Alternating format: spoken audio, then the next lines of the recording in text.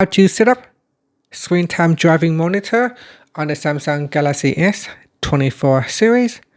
First, tap on the home button to return back to the home screen. Then on the home screen, swipe down at the top and then tap on the settings icon. Next, scroll down and then tap on digital well-being and parental controls. Then tap on the weekly report graph icon at the top.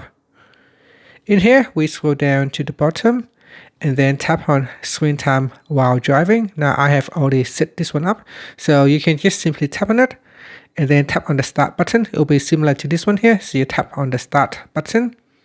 After that, in here you can choose which apps to include or exclude. So in here I'm going to tap on add and then select the app that you want to exclude and then tap on done. So here it says screen time while driving want to be counted for these apps. If you have a navigation app you keep on while driving, you can add it here. So if you're using Google Map, for example, we can add it to the list. So let me see if I can find maps in here.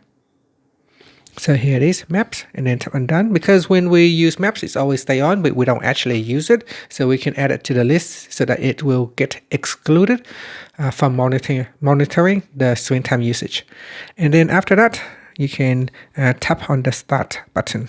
All right, so when you are in driving mode, and if you attempt to use your phone to open one of the apps, say YouTube apps, if you're focusing on open up YouTube app or YouTube Music, then that time will be recorded in here, and during the week when you get the report, it will give you information if you have used your phone or the apps while driving.